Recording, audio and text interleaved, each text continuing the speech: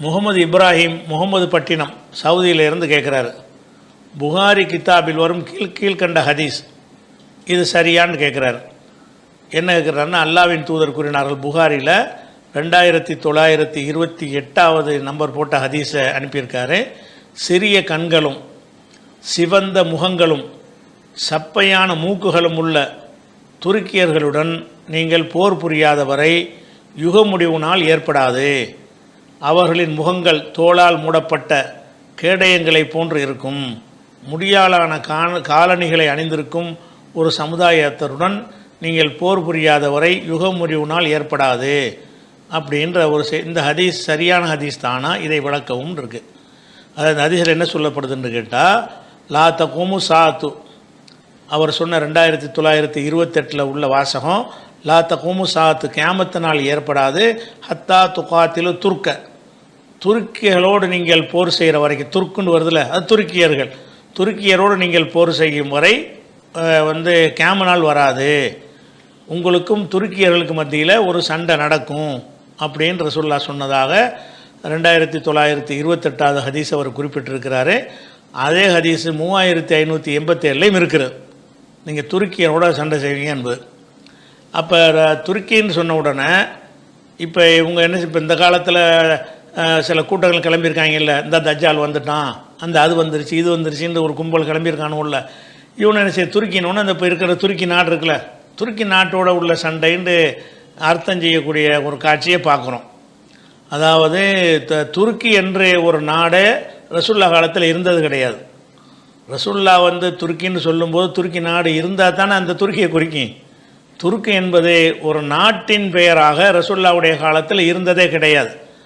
அதாவது துருக்குங்கிறது இந்த மங்கோலியர்கள் இருக்கிறாங்க இல்லையா, அந்த இனம், அவங்களுக்கு பேர் தான் துருக்குங்கிற வார்த்தை. துருக்குங்கிறது துருக்கு நாட்டோடுன்னு அர்த்தம் செய்யக்கூடாது, துருக்கு இனத்தோடு. அந்த துருக்கு இனம் என்றால் யாருன்னு கேட்டால், இந்த இப்போ துருக்கு நாட்டில் உள்ள அவங்க கிடையாது. துருக்கு என்றால் யாருன்னு கேட்டால் அது மங்கோலியர்கள் தான். அப்போ துருக்கிங்கிற ஒரு நாடு எப்போ வந்துச்சுன்னு கேட்டால் 1923 தான் துருக்கின்ற ஒரு நாடே உண்டாகுது. நமக்கு தெரிஞ்சு 1923 தான், ஒரு 100 வருஷத்துக்கு முன்னாடின்னு வைங்களேன். அப்போ ஒரு 100 ஆண்டுகளுக்கு முன்னாடி தான் துருக்கிங்கிற பேர்லேயே ஒரு நாடே உண்டாகுது. அதுக்கு முன்னாடி வரைக்கும் இந்த துருக்கி அந்த பகுதியெல்லாம் உள்ளடக்கி உஸ்மானிய பேரரசு, துருக்கி நாடுன்னு சொல்ல மாட்டாங்க, உஸ்மானிய பேரரசுன்னு சொல்லுவாங்க. அந்த உஸ்மானிய பேரரசில் இப்போது உள்ள துருக்கி இருக்குல்ல, அந்த துருக்கி மேலே ஒரு அடக்கம். ஆனால் நாட்டுக்கு பேர் துருக்கி என்று என்ன செஞ்சதில்லை, அது இருந்ததில்லை, உஸ்மானிய பேரரசு தான். கமால் அத்தா துருக்கு என்பவர் தான் என்ன செய்கிறாருன்னு கேட்டால், முதலாம் உலக போரில் உஸ்மானியா ஹிலாபத்து தோற்று போன உடனே இவர் இப்போ இருக்கிற துருக்கி இருக்குல்ல, அந்த பகுதியில் அவர் கொஞ்சம் புரட்சி செஞ்சு அந்த பகுதியை கைப்பற்றி கொண்டார். யார்? முஸ்தபா கமால். அவருக்கு பேர் அத்தா துருக்குமாங்க, துருக்கியின் தந்தை. முஸ்தபா கமால் அத்தா துருக்குங்கிறாங்கல்ல, அவர் தான் துருக்கி உண்டாக்குனவர். துருக்கிங்கிற ஒரு நாடை உண்டாக்குனவர் யாருன்னு கேட்டால் அத்தா துருக்குங்கிற அத்தாண்டா தந்தை. நம்ம கூட முஸ்லீம்களை அத்தான்னு கூப்பிட்றாங்களா ஹனஃபிகள்லாம், அதெல்லாம் துருக்கி சொல்லுது. அத்தா துருக்குன்னா அத்தாண்டா தந்தை. அப்போ முஸ்தபா கமால் என்பவர் அத்தா துருக்கு என்று, துருக்கியின் தந்தை என்று, அவன் 1 நம்பர் இஸ்லாத்துக்கு எதிரானவன், அது வேறு விஷயம். புரட்சிங்கிற பேர் நிறைய நம்மங்கிற பேரில் இஸ்லாமிய அடிப்படையெல்லாம் தகர்த்த ஒரு கெட்ட ஒரு ராஜா தான் அவன். இருந்தாலும் முஸ்தபா கமால் அத்தா துருக்கு தான் அந்த துருக்கிங்கிறத உண்டாக்குறாரு. அது தனியாக கைப்பற்றி இது துருக்கிங்கிற ஒரு நாடுங்கிறத உண்டாக்கி இஸ்தம்பூல், இந்த கான்ஸ்டாண்டினோபிள்ங்கிறாங்கல்ல, இஸ்தம்பூலுங்கிறத தலைநகராக கொண்டு ஆரம்பிக்கிறார். அப்போ 1923க்கு முன்னாடி வரைக்கும், அதாவது 1300 ஆண்டுகளாக நபிகள் நாயகம் காலத்தில் இருந்து 1300 ஆண்டுகளாக துருக்கின்னு ஒரு நாடே இருந்ததில்லை. ரசூலுல்லா காலத்திலையும் இருந்ததில்லை, சஹாபாக்கள் காலத்திலையும் இருந்ததில்லை, 2ஆம் நூற்றாண்டில் இருந்ததில்லை, 3ஆம் நூற்றாண்டில் இருந்ததில்லை, 4ஆம் நூற்றாண்டில் இருந்ததில்லை. அப்போ துருக்கின்னா இப்போ துருக்கி நாட்டோட சண்டை நடக்கும்னு ஒரு துருக்கி நாடே கிடையாதப்போ, நாடு இருந்தால் தான் சண்டை போடுவாங்க.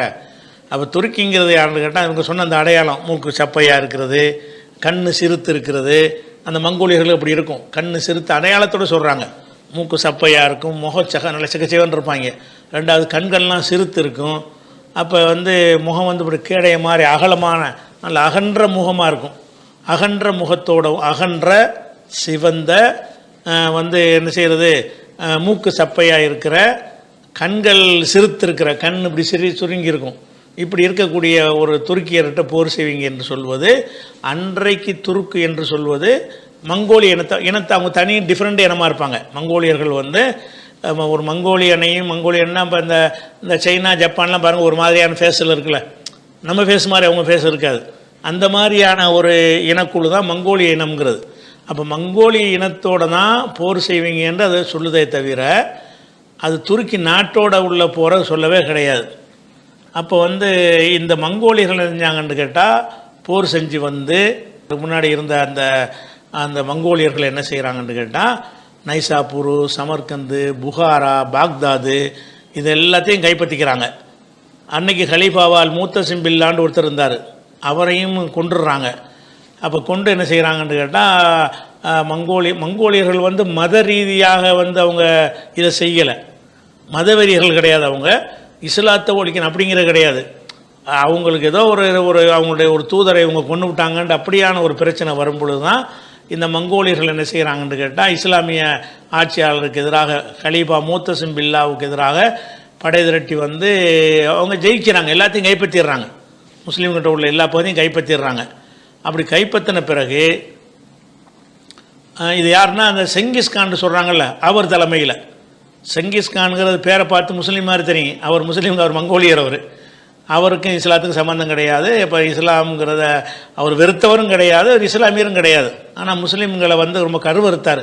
முஸ்லீம் என்பதற்காக இல்லை, ஆட்சி அடிப்படையில் எங்கள் எல்லை மிரட்டிங்கோ என்ற ஏதோ ஒரு தகராறின் காரணமாக அது பழிது இருக்க என்று நெஞ்சார் படை திரட்டி வந்து அந்த செங்கிஸ்கான் தலைமையில் நடந்த யுத்தம் தான் அந்த மாதிரி துருக்கி இனத்தோடு நடந்த யுத்தமாக வரலாறில் கிடைக்கிறது.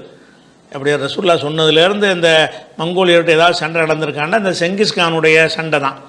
செங்கிஸ்கான் எல்லாத்தையும் கைப்பற்றிட்டு போன உடனே அது செங்கிஸ்கான் வந்து நெஞ்சார்னு கேட்டால் அந்த போர் செஞ்சிட்டா கூட இஸ்லாம் மதத்தை படிக்கக்கூடியவராக, இஸ்லாம் மதம்ங்கிற வகையில் அவருக்கு அது வெறுப்பு கிடையாது.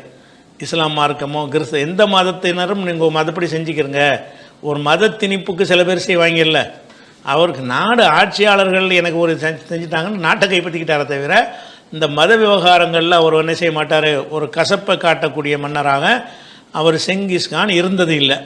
அப்போ அந்த செங்கிஸ்கானுடைய ஒரு பேரன் பெர்கே காண்டு அவருக்கு பேர், அவர் என்ன செய்கிறாருன்னு கேட்டால் இஸ்லாத்தை தழுவுறார். அவங்க கையில் ஆட்சியெலாம் வந்த பிறகு முஸ்லீம்களோட பழகுறாங்க, அவங்க பள்ளிவாசலை பார்க்குறாங்க, தொழுகையை பார்க்குறாங்க, இவங்களுடைய இறையச்சம் அந்த வழிபாட்டு முறையெல்லாம் அவருக்கு ரொம்ப பிடிச்சிருக்கிறது மங்கோலியர்களுக்கு. அந்த செங்கிஸ்கானுடைய பேரன் என்ன பண்ணுறாருன்னா இஸ்லாத்தை தழுவுன பிறகு அவர் கையில் இருந்த ரஷ்யா, கஜகஸ்தான் அங்கெல்லாம் இஸ்லாம் பயங்கரமாக பரவுது. ராஜா வந்துட்டார்னு சொன்னால் அங்கெல்லாம் நல்லா பரவுகிறது. அதே மாதிரி பாரசீகத்தில் மங்கோலியர்கள் பாரசீகத்தை ரெண்டாக பிரித்து ஆட்சி பண்ணாங்க. பாரசீகத்தில் ஆட்சியாக இருந்தவர் என்ன செய்கிறாருன்னு கேட்டால் கசான் முகமதுங்கிறவர், அவர் ஒருத்தர் மங்கோலிய அரசர் இஸ்லாத்தை தழுவி கசான் முகமதுன்னு மாற்றி அவர் தலைமையில் இஸ்லாத்தில் ஏற்றுக்கிட்டாங்க. அப்போ தான் ஈரானில் இஸ்லாம் வருது. ஈரானில் இஸ்லாம் வர்றதை எதை வச்சு வருதுன்னு கேட்டால் மங்கோலியரை வச்சு தான். இந்த மங்கோலியர்கள் இஸ்லாத்தை ஏற்றுறாங்க. ஏன்னு கேட்டால் அவங்களுக்கு இஸ்லாமின் மீது வெறுப்பு கிடையாது. அந்த மாதிரி இது அந்த உஸ்பெகிஸ்தான், தஜிகிஸ்தான் நாடுகள் இஸ்லாத்துக்கு வந்ததற்கும் இது ஒரு அதிசயமாக சொல்லுவாங்க வரலாறில். ஒரு இனத்தை அழிப்பதற்கு வந்தவங்க அந்த மார்க்கத்தை பரப்புறதுக்குரிய எல்லாம் பின்னாடி மாறிட்டாங்க. மங்கோலியர்கள் வந்து இஸ்லாமியர்களை அழிப்பதற்கு, இஸ்லாமியர்கள் என்பதற்காக இல்லை, அந்த ஆட்சியாளர்களை அழிப்பது, நாடு பிடிக்க ஏதோ ஒரு நோக்கத்துக்கு வந்து இருந்தாலும் அதுக்கப்புறம் அந்த மத விஷயங்களில் வந்து ஒரு தலையிடாமல் ஒரு ஆய்வு மனப்பான்மையோடு கருதிய காரணத்தினால் அந்த செங்கிஸ்கானுடைய பேரன் முடிஞ்ச உடனே பேரன் காலத்தில் உள்ளவர்கள்லாம் என்ன செய்கிறாங்கன்னு கேட்டால் இஸ்லாத்தினுடைய காதலர்களாக மாறி அவங்கவுங்க தங்கள் பகுதியில் தாங்களும் இஸ்லாத்தை ஏற்றி பரப்பக்கூடியவங்களும் ஆகிட்டாங்க. இதுதான் இதை சொல்கிறது. இது எப்போ நடக்குதுன்னு கேட்டால் அதாவது ரசூல்லா காலத்துக்கு 600 ஆண்டு கழித்த பிறகு இது நடக்கிறது இந்த சண்டை. இதை இப்னு தைமியா அவர் என்ன செய்கிறாருன்னா அவருடைய நூல் அல் ஜவாபு சஹீஹ்ங்கிற நூலில் என்ன செய்கிறாருன்னு கேட்டால் இந்த துருக்கி என்பவர்கள் யார் என்று கேட்டால் காத்தலஹுமுல் முஸ்லிமூன மின்ஹீன் ஹரஜ ஜெங்கிஸ்கான் என்பவர் புரட்சி செய்த நேரத்தில் முஸ்லீம்கள் சண்டையிட்டதைத்தான் இது குறிக்கிறது. அவருடைய பெரிய ராஜாவாகிய செங்கிஸ்கான், அவருடைய பிள்ளைகளின் பிள்ளைகள் இவங்க நிறைய அளவுக்கு முஸ்லீம்கள் சண்டை நடத்தி பெரும் சண்டையில் நம்ம ஜெயிப்போன்ற சொல்லலை, ஜெயிக்கவும் இல்லை. செங்கிஸ்கானுடைய படையோடு அந்த துருக்கியர்களோடு இஸ்லாமியர்களுக்கு நடந்த போரில் நீங்கள் ஜெயிப்பீர்கள்னு சில இடத்துல முன்னறிவிப்பு செய்வாங்கள்ல, சண்டை செய்வீங்கன்னு மட்டும்தான் சொன்னாங்களே தவிர வெற்றி பெறுவீங்கன்னு சொல்லலை. ஹத்தா துகாத்திலோ, நீங்கள் யுத்தம் செய்கிற வரைக்கும் அது கேமனால் வராதுன்னாங்க. யுத்தம் செஞ்சுட்டாங்க. அப்போ யுத்தத்தில் இன்றைய முடிவு என்னவாக இருந்துச்சுன்னு சொன்னால், செங்கிஸ்கான்கிட்ட டோட்டலாக இன்றைக்கு இருந்த இஸ்லாமிய அரசுகள் முழுசாக எல்லாத்தையும் இழந்து விட்டார்கள், தோற்று விட்டார்கள். நிறைய போர்க்களத்தில் உள்ள போர் வீரர்கள்ங்கிற முறையில் முஸ்லீம் கொல்லப்பட்டார்கள். தேடி தேடி முஸ்லீம் அழிப்பாங்கள்ல, அந்த மாதிரி செங்கிஸ்கான் செய்யலை. போர்க்களத்தில் நிறைய முஸ்லீம்களுக்கு சேதம் ஏற்படுத்தப்பட்டுச்சு. அந்த மாதிரி உள்ளது. இதைத்தான் ரசூல்லா 600 ஆண்டுகளுக்கு முன்னாடியே முன்னறிவிப்பு செய்து விட்டார்கள் அப்படின்னு சொல்லி இந்த ஹதீஸை மென்ஷன் பண்ணி மேற்கோள் காட்டி இப்னு தைமியா அல் ஜவாபு சஹீங்கிற ஒரு நூலில் அவர் சொல்கிறார். இது இவங்களைத்தான் அது குறிக்குது என்பதற்கு அவ்வளோ பக்கம் பக்கமாக ஆதாரங்கள்லாம் இருக்குதுன்னு வேற அவர் சொல்கிறார். அதனால் துருக்கியர்களோட யுத்தம் நடந்தது என்பது துருக்கி நாடுன்னு யாராவது ஹதீஸ் துருக்கின்னு சொல்லி, அதாவது 1923க்கு முன்னாடி எந்த ஒரு நூலில் துருக்கி என்று வறுமையானால் துருக்கி நாடுன்னு அர்த்தம் செய்யக்கூடாது. அப்போ துருக்கி நாடுன்னு ஒன்று இல்லை. அப்போ துருக்கி என்பது அந்த இனம், மூக்கு சப்பையாக இருக்கக்கூடிய, அகன்ற படர்ந்த முகமுள்ள, செக்கச்செவேர்னு இருக்கக்கூடிய, இடுங்கிய கண்களை கொண்ட ஒரு ஒரு ஒரு இனத்திற்கு பெயர் அது. அதுதான் துருக்கி என்பது. அது இந்த நாட்டுக்கு துருக்கின்னு பேரை வச்சினோன்னு அர்த்தத்தை மாற்றிட்டாங்க. அது அந்த 1923க்கு பிறகு துருக்கின்னு சொல்லப்பட்டால் துருக்கி நாடு. ஹதீஸுகளில் அந்த துருக்கின்னு சொல்லப்பட்டால் துருக்கி நாடு கிடையாது, துருக்கின்னு ஒரு நாடு கிடையாது. அன்றைக்கு உள்ள மக்கள் அறிஞ்சு வச்சுருந்தாங்க, துருக்கி இந்த மாதிரி ஆட்களோடு நீங்கள் சண்டை போடுவீங்க. சஹாபாக்கள் ரசூலுல்லாஹ் சொல்கிறாங்க, நீங்கள் அந்த மங்கோலியர்கள்ட்ட நீங்கள் என்ன செய்வீங்க, சண்டை போடுவீங்கன்னு ஒரு முன்னறிவிப்பு செஞ்சுருந்தாங்க. அந்த மக்கள் மங்கோலியர் இருந்தால் வழங்கியிருப்பாங்க. சஹாபாக்கள் துருக்கின்னு ஒரு நாடு இல்லை, துருக்கின்னு ஒரு நாடு இல்லாமல் இதை சொன்னாங்கன்னா அந்த துருக்கிங்கிற இனத்தை தான் சொல்லுதுன்னு வழங்கியிருப்பாங்க. அந்த துருக்கி இனம் என்ன, மங்கோலியர் தெரிவிப்பாங்க, எத்தனை மங்கோலியரை பார்த்துருப்பாங்க. அந்த ரசூலுல்லாஹ் சொன்ன அடையாளம் அப்படி பொறிஞ்சிருக்கும். இந்த இனத்தோட நமக்கு ஒரு சண்டை இருக்குது அப்படின்னு ஒரு விளங்குகிற ஒரு முன்னறிவிப்பு தானே தவிர, ஆனால் வெற்றி பெறக்கூடிய யுத்தமாக இருக்கலை, பட்டு தோல்வி. இஸ்லாமிய கம்ப்ளீட்டாக டோட்டலாக அவுட் ஆன ஒரு இல்லை, இஸ்லாமிய அரசை இல்லாமல் ஆன ஒரு சம்பவம். ஆனாலும் அந்த மங்கோலியர்களாலேயே பல இஸ்லாமிய நாடுகள் உண்டானுச்சு.